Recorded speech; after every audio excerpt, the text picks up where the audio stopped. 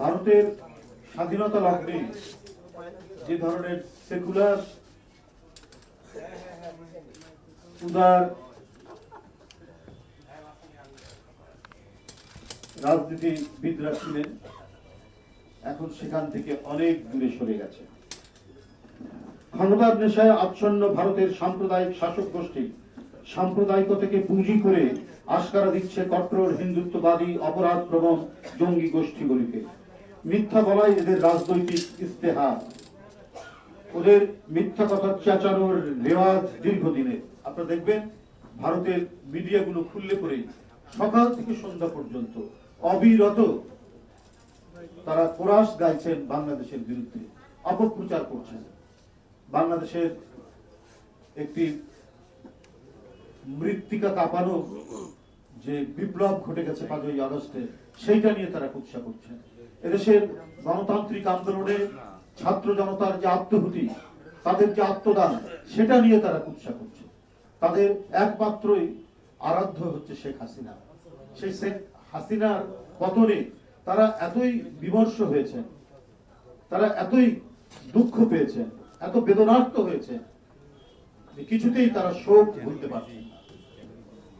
এই দেশের মানুষের আশা আকাঙ্ক্ষা, গণতন্ত্র ফিরে পাওয়ার জন্য তাদের আকুতি, তাদের আত্মদান, 15-16 বছরের নিরন্তর সংগ্রাম, শেখ হাসিনার আইন শৃঙ্খলা বাহিনীর দ্বারা কত নিপীড়নের মর্মস্পর্শ কাহিনী বাংলাদেশের আনাচে কানাচে, বাংলাদেশের বাতাসে বাতাসে সেগুলো ছড়িয়ে আছে, ভেসে বেড়াচ্ছে। সেগুলো তাদের কানে যায় না, কারণ তাদের শিখণ্ডে শেখ হাসিনার পতন হয়েছে। এই বেদনায় তারা যেন সবকিছু খাওয়া দাওয়া ছেড়ে এখন বাংলাদেশের বিরুদ্ধে তারা উঠে পড়ে লেগেছে। যারা গণতন্ত্রের জন্য দীর্ঘ লড়াই করেছেন সেই সমস্ত নেতাকর্মী, অন্তর্বর্তীকালীন সরকার এবং ছাত্ররা, স্কুল কলেজের ছাত্ররা যারা নিজের জীবন বাঁচি রেখে আওয়ামী ফ্যাসিবাদের ভয়ঙ্কর দৈত্য থেকে, রক্ত পিপাসু হায়না থেকে দেশবাসীকে বাঁচিয়েছে, সেটাকে তারা মেনে নিতেই পারছে না। বন্ধুরা আমার, ওদের মিথ্যা কথা চেঁচানোর রেওয়াজ দীর্ঘদিনের। ভারতের রাষ্ট্রীয় পৃষ্ঠপোষকতায় বাংলাদেশের বিরুদ্ধে ক্রমাগত অপপ্রচার চালানো হচ্ছে। ভারত কখনোই সহাবস্থানের লিটারেসি আয়ত্ত করেনি, যে কারণে আশপাশের দেশগুলোর পরিচিত পরিপার্শ্বকে উপেক্ষা করে আগ্রাসনের পথ ধরে। নেপালের জনগণ কি চায়, বাংলাদেশের জনগণ কি চায়, এখানকার প্রকৃতি, মৃত্তিকা, বৃক্ষ, গাছ পালা, পাখি, এখান থেকে গড়ে ওঠা আমাদের যে সংস্কৃতি, ঠিক যেমন নেপাল, ঠিক যেমন মালদ্বীপ, পাকিস্তান, সর্বোপরি জনগণ কি চায় এটাকে তারা গুরুত্ব দেয় না। তারা তাদের একেবারে সেই পুরনো ডক্ট্রিন অনুযায়ী পরিকল্পিত সন্ত্রাসের পথে তারা হাঁটতে চায়, আগ্রাসনের পথেই তারা হাঁটতে চায়। বিশ্বের সব দেশেই রয়েছে ধর্মের নামে অথবা বর্ণের নামে উগ্রবাদীদের দৌরাত্ম্য। তারা সব দেশ, জাতিগোষ্ঠী, সব সমাজ, সব ধর্মের জন্য চরম ক্ষতিকারক। দুঃখের বিষয় হলো কিছু ধর্মীয় উগ্রবাদী ক্ষুদ্র গোষ্ঠী ভারতের চরম সাম্প্রদায়িক সংগঠন বিজেপির প্রত্যক্ষ মদদে উস্কানিতে বাংলাদেশে অস্থিরতা সৃষ্টির অপচেষ্টা চালাচ্ছে। অন্তর্বর্তীকালীন সরকারের প্রতি আমাদের আহ্বান, এই উগ্রবাদীদের নিয়ন্ত্রণ করুন।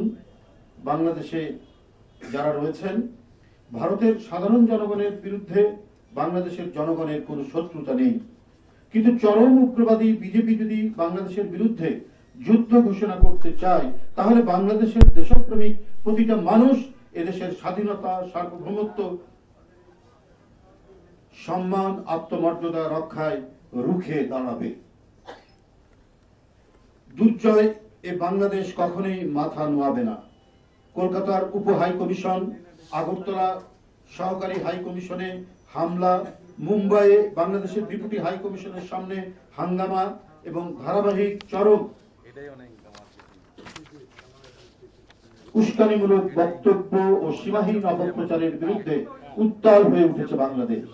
বাংলাদেশের অভ্যন্তরীণ বিষয়ে ভারতের হিংস্র আগ্রাসী হস্তক্ষেপের ঘটনা ও ভারতের বাংলাদেশ বিরোধী অপতৎপরতার বিরুদ্ধে প্রতিবাদ জানাতে ঢাকা বিশ্ববিদ্যালয়ের জগন্নাথ হল সহ দেশের বিভিন্ন স্থানে হিন্দু ছেলেরাও মিছিল নিয়ে বেরিয়ে এসেছে। তারাও প্রতিবাদ করছে, বিক্ষোভ করছে এবং এদের সংখ্যা সবচাইতে বেশি। Double million offer Walton fridge কিনে পেতে পারেন 20 লক্ষ টাকা, রয়েছে কোটি কোটি টাকার নিশ্চিত উপহার।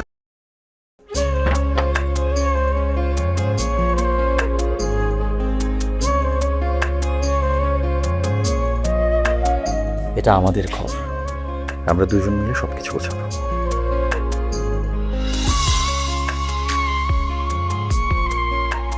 বাহ, এই ঘরটা এতদিন মরে আসছিল, নতুন বউয়ের হাত পরে একটা চক চক চক চক করতেছে। যদি কখনো কোনো ঝড়ে সেসব এলোমেলো করে দেয় তাহলে? আরে তুমি আসছো, তোমার বউয়ের হাতে রান্না খুবই চমৎকার। এলাকাটা ভালো না, একটু সবকিছু চোখে চোখে রাখেন। আমার খাওয়ানিও তোমার কোনো চিন্তা করতে হবে না। এই যে চুড়ি দিয়েছে, শাড়ি দিয়েছে না জিলু, তার কাছে যাও যাও যাও, শোনো শোনো। পৃথিবীতে মানুষের মানুষের সম্পর্কের বড় সমস্যা কি জানো? ভুল বোঝাবুঝি।